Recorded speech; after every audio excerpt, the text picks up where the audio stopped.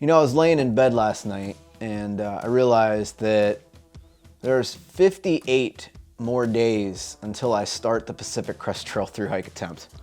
And I'm just, I'm getting a little bit jittery. I'm so excited for it, but I'm also very anxious and, worried about the snow and how I'm gonna handle the Sierra.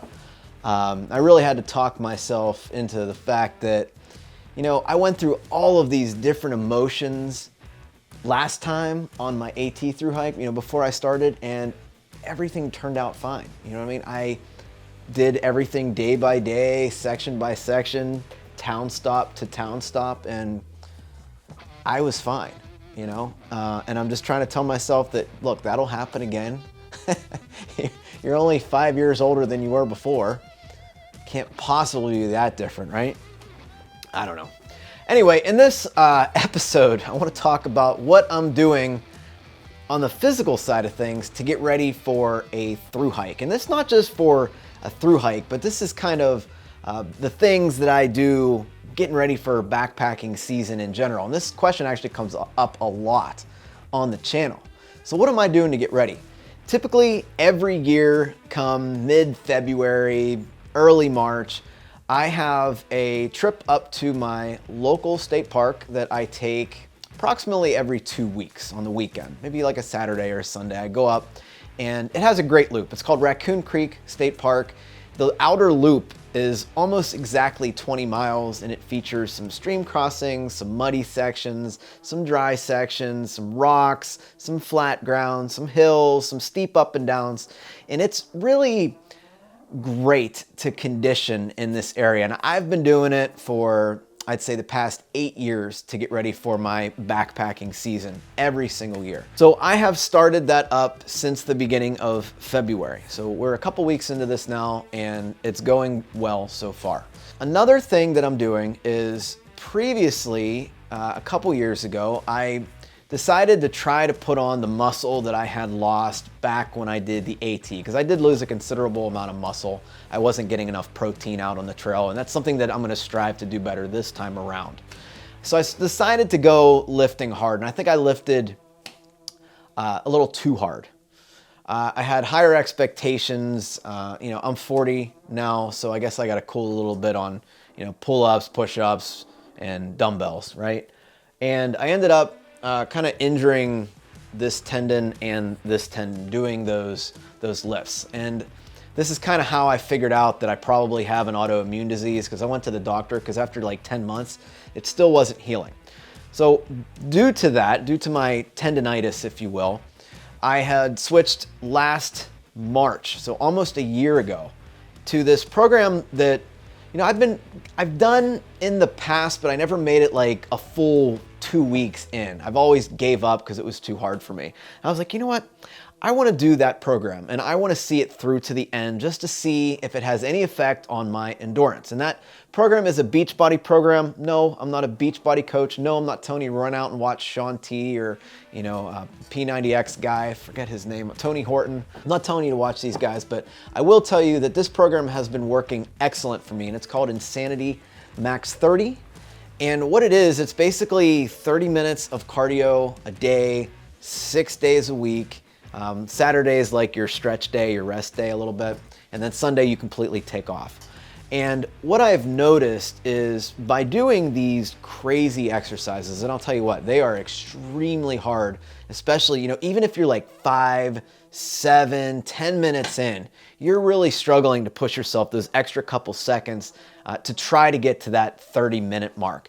And I've only done it a couple times on month 1.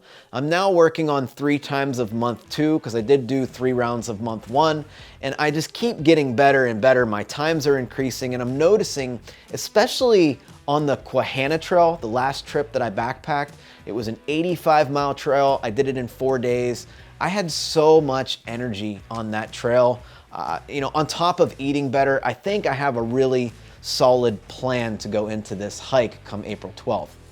Now, I am going to continue the Max 30 workouts as long as I can, probably about a week before I start. And then I'm going to stop and just focus on what I have also been doing, which is stretching and kind of using a massage ball or foam roller or tennis ball on my glutes, my IT band, all the problem areas that I've had over the years.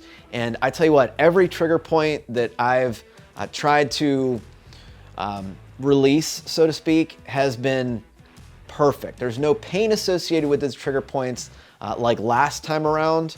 And it's been working out really well. I've even developed my own stretching routine that I will then take on the trail. I can do it in the mornings and at night to stay loose, because I think with the experience that I had on the AT, this is one thing I absolutely did not do right.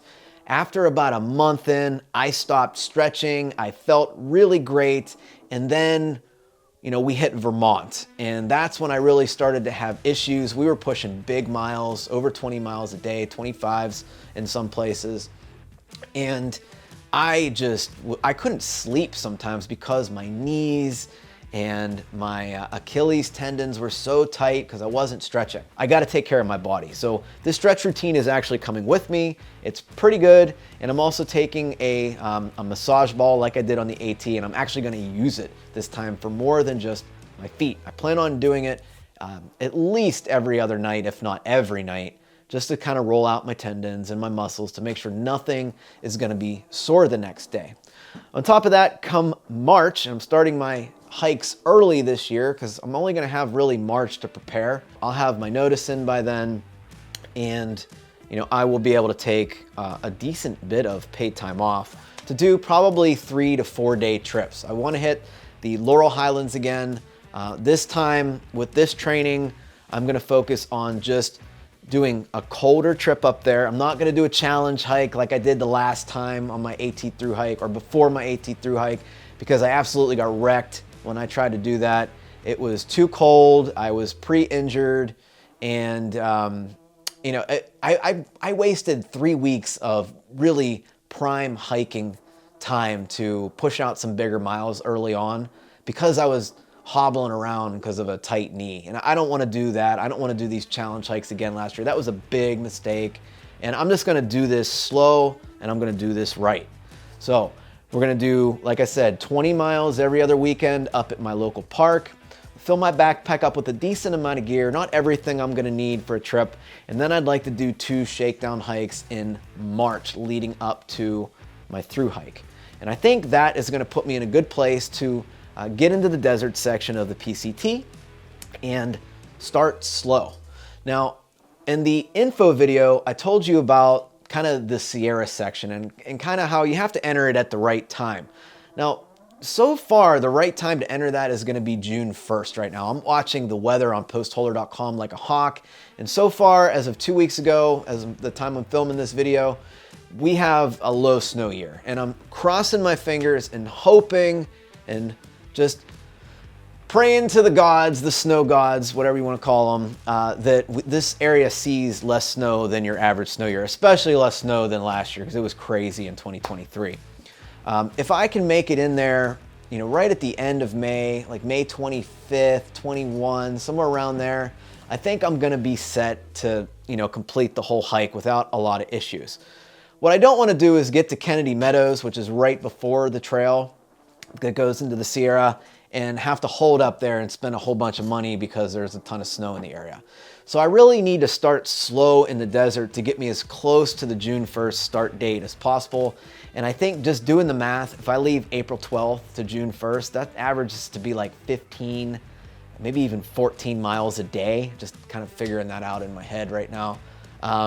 I'd like to be at 17 or 18 throughout the desert if it's a really low snow year. But I don't have to go far in the desert. There's no rush. And, you know, kind of get my trail legs into Kennedy Meadows, hit the Sierra hard, and then get out in like, you know, however long it's going to take me to be safe, first of all. So that's it. Slow, steady training at home, slow start pace on the PCT. So that's my plan, and I'm sticking to it. If you have any other questions, comments about this or any other topic that you maybe think that I won't cover, my plan is to do a Q&A right before I start the trail. Not a live one, but a pre-recorded trail Q&A.